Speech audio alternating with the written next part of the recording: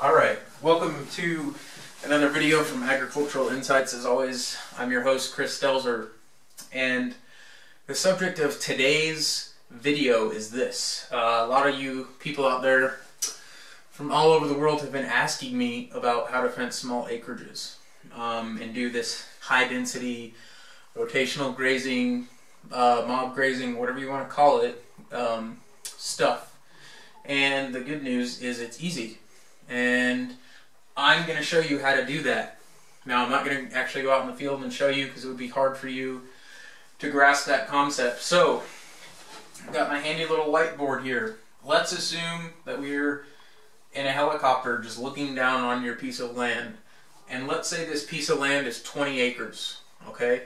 And I realize there's a glare on here that's a little difficult to see, but I'll hold it up to get that glare off of there for you guys.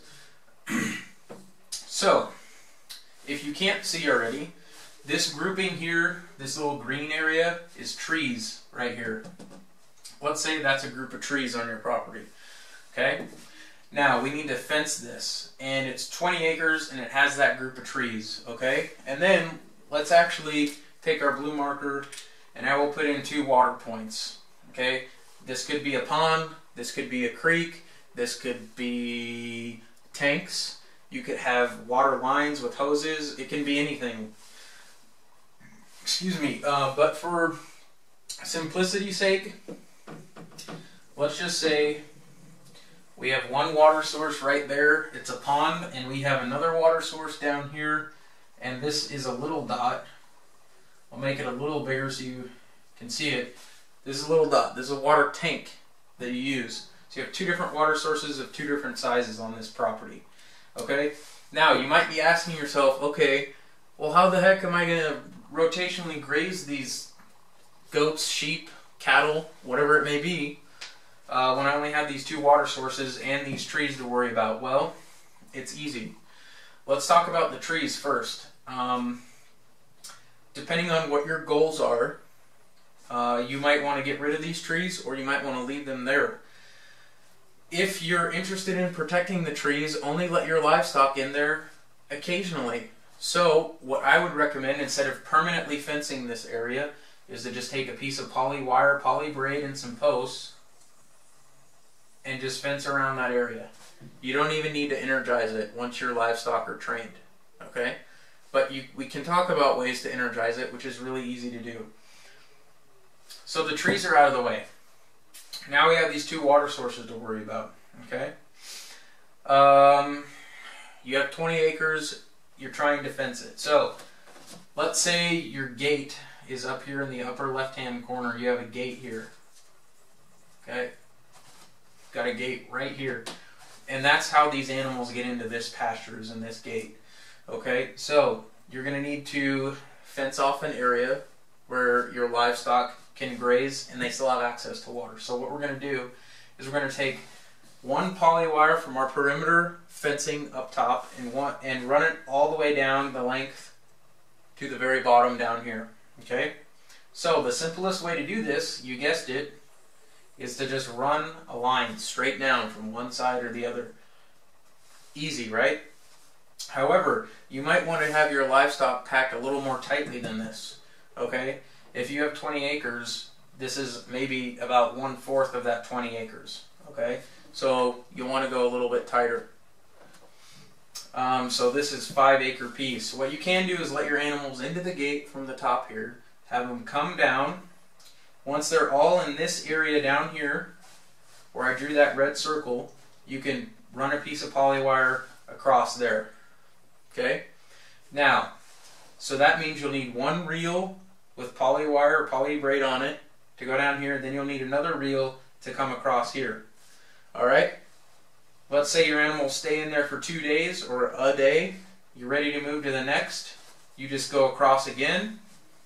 You take down your first reel so your animals still have access to water. And then they can come up here and get water.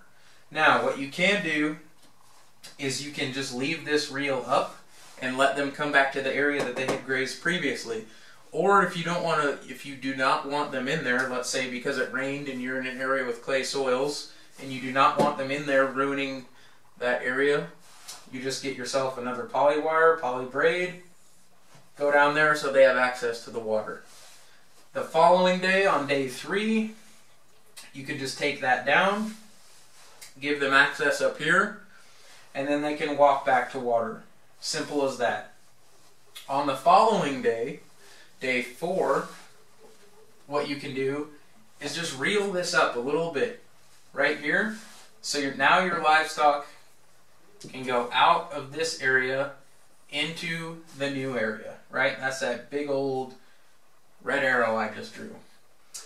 Now, let's say you want to give them water on the same water tank. Well, you just run a poly wire here, limit their access to the trees, then you run another poly wire up here to your perimeter again. Okay? And then now they can come back down to water. Awesome, right?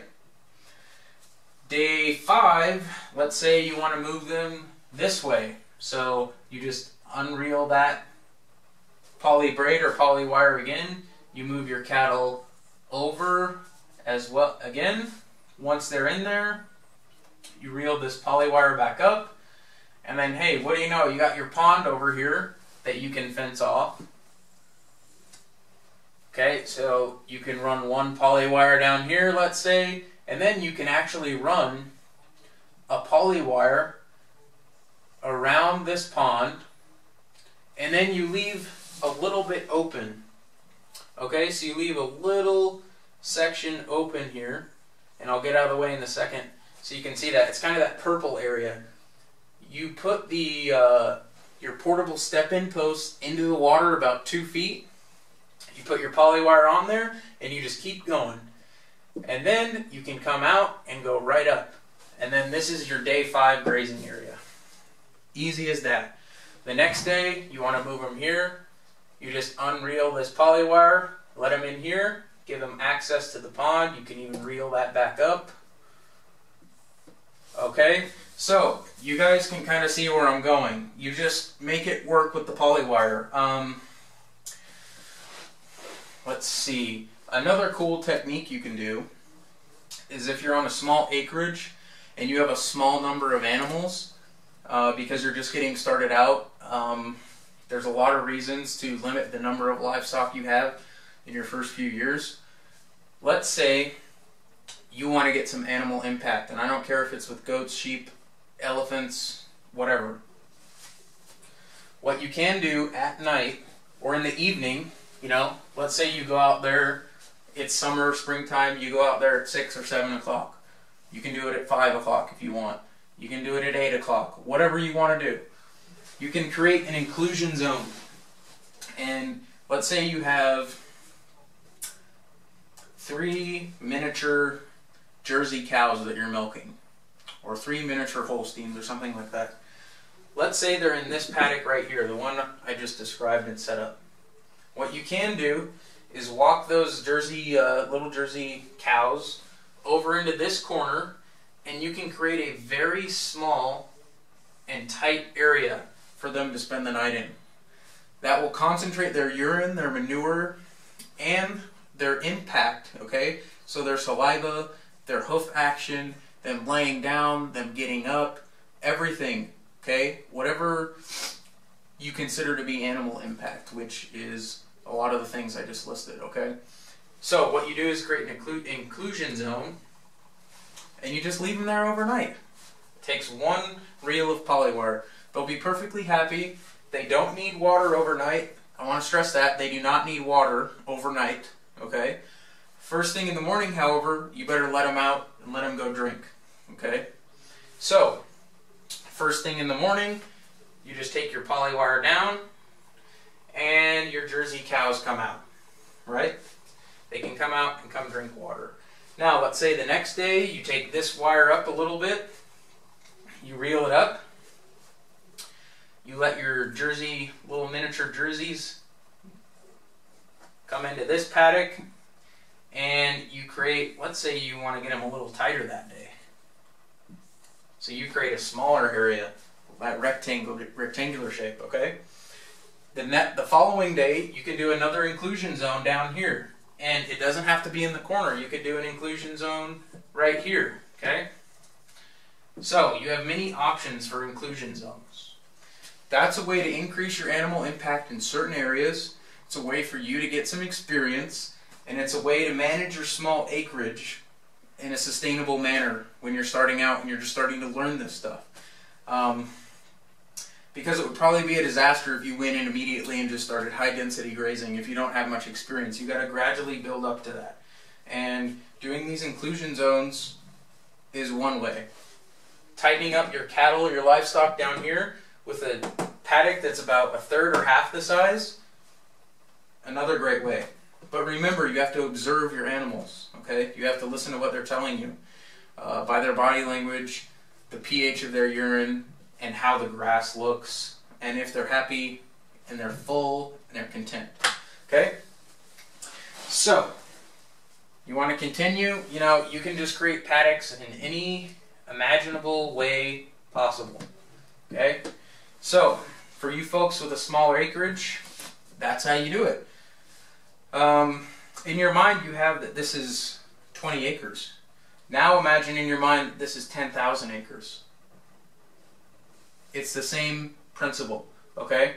If you had a 10,000 acre property, you'd be using a lot more livestock, right?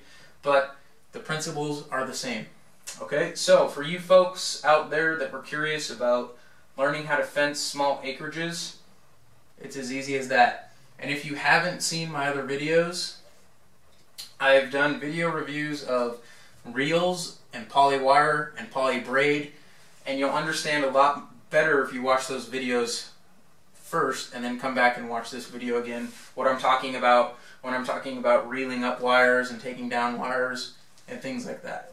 So there you have it. That's how to fence small acreages. Just go easy at first and have fun and experiment, and don't forget to check back to Agricultural Insights.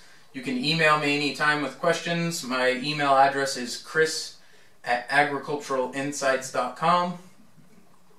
And we also have a fantastic community of other people just like yourself that you can talk to there as well. So, thank you very much, and I will see you guys soon.